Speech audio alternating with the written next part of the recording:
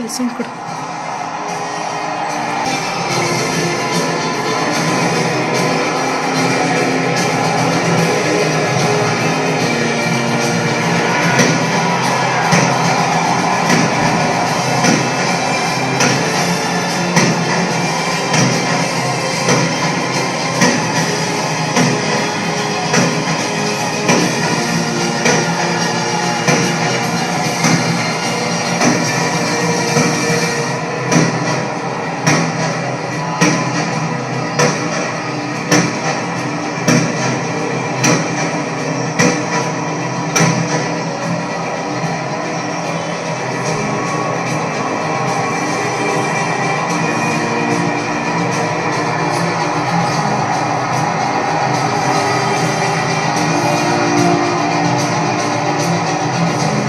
ಈ ಒಂದು ಕ್ಷಣಕ್ಕೆ 18 ವರ್ಷದಿಂದ ಕೋಟ್ಯಾಂತರ RCB ಅಭಿಮಾನಿಗಳು ಕಾಯ್ತಾ ಇದ್ರು.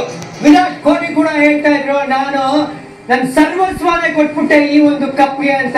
ಸೊ ಇದು ಮರೆಯಲಾಗದಂತ ಒಂದು ಕ್ಷಣ. ಮಧು ಅವರೇ, ಒಂದಂತೂ ಕ್ಲಿಯರ್ ಆಗಿ ಹೇಳ್ತೀನಿ, ಸೋಲುಗೂ ಸಾವಿದೆ ಅಂತ ಇವತ್ತು ನಾವು ಹೇಳಬಹುದು.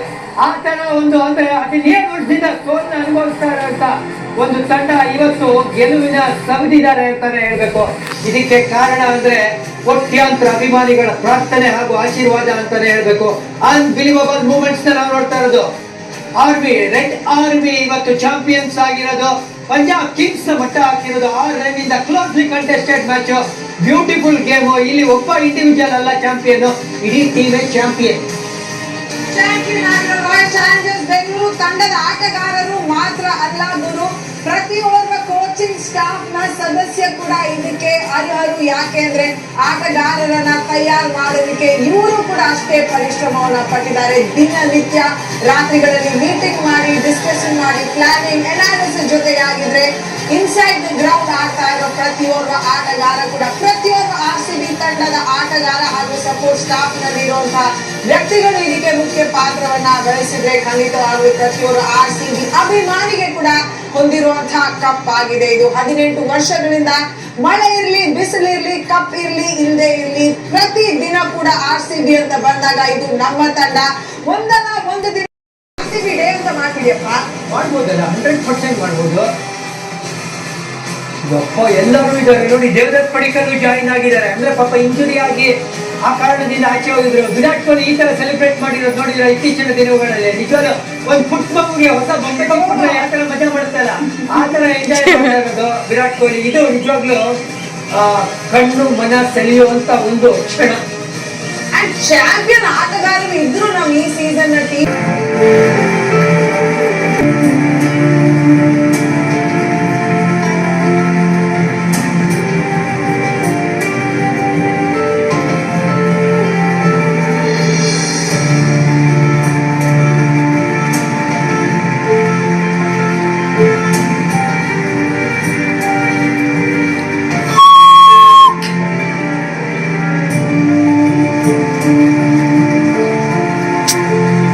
ಎಷ್ಟು ವರ್ಷದ ಕನಸು, ಎಷ್ಟು ಅವಮಾನ, ಎಲ್ಲದಕ್ಕೂ ಇವತ್ತು ಒಳ್ಳೆ ತಕ್ಕ ಪಾಠ.